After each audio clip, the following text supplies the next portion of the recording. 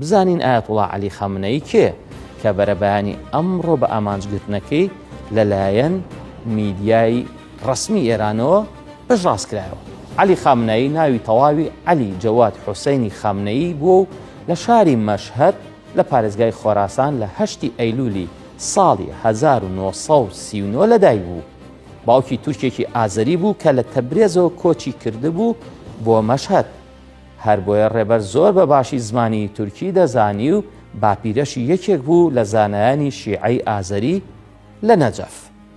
ئەنجا عەلی خامنەئی منداڵەیەکی سەختی بەڕێکرده بوو، ئەمە خۆی باسی کردووە و توێتی لە خێزانێکی مامناوەند لەدایک ببوو.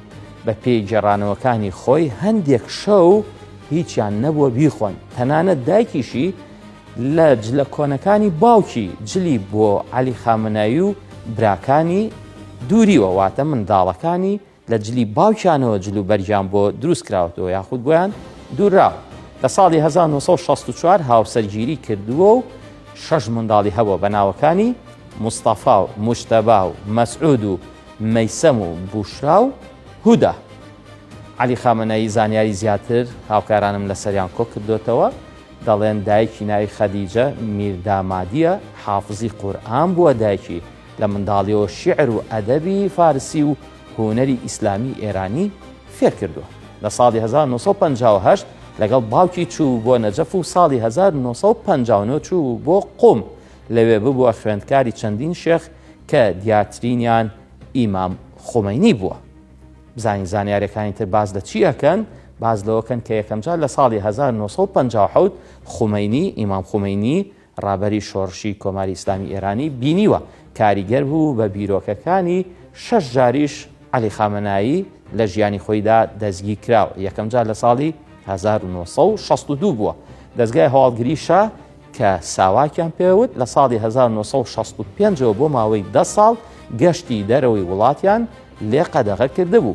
ساڵی 1970 گەڕاوەتەوە بۆ مەشهەد بۆ ڕێبەرایەتیکردنی جوڵانەوەی بەرهەڵستی لەو پارێزگایە دژ بەشە. زانیاری تر باز لەوە دەکەن کە ئیمام خامنەئی ئێستا هاوکارانم ئەگەر زانیاری تریان لەسەر ئامادە کردووە بەڵێ باز لەوەکەن کە یەکێک بووە لە سەرکردەکانی شۆڕشی 1970 دانوستانکارێکی سەرەکیش بووە لە قەیرانی بارمتەکانی باڵیۆزخانی ئەمریکا لە تاران کە شۆڕشەکە ڕوویە، ژمارەیەک ئەمریکی لە باڵیۆزخانەدا دەست بەسەر کران، ماوەیەکی پێچوو ئەم سەرپەرشتی یاخود دانوستانکارێکی سەرەکی بوو بۆ ئازادکردنی ئەو ئەمریکانە.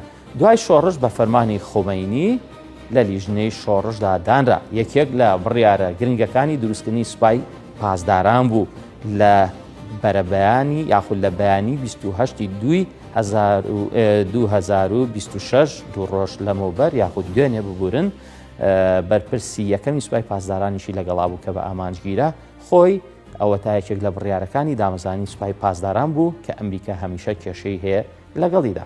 لە 26 حوزەیرانی 1970دا ڕوبەڕووی هەوڵێکی تیرۆرکردن بووەوە لەلایەن مخابەراتی عێراقیەوە. ئەم پیلانی بۆ دانرا بوو، بۆمبێکیان ناو ئامێری تۆمارکردنی دەنگدا بۆ چاندە بوو، بەڵام ڕزگاری بوو، بەڵام بەهۆی ئەو ڕووداوەوە دەمارەکانی دەستی ڕاستی بچڕان و ئیفلیج بوو. یەکەم سەرۆکی سوپای پاسداران ئیمامی جومعەی تاران و سێم سەرۆک کۆماری ئێران بوو بۆ ماوەی 8 ساڵ.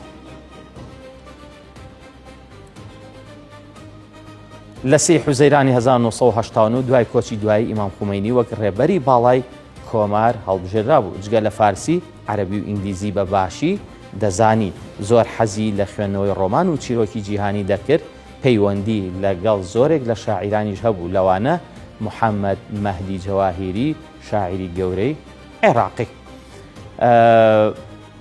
ئەمە زانیاریەکی گشتگیر بوو لەسەر ئایەتوڵا عەلی خامنەئی.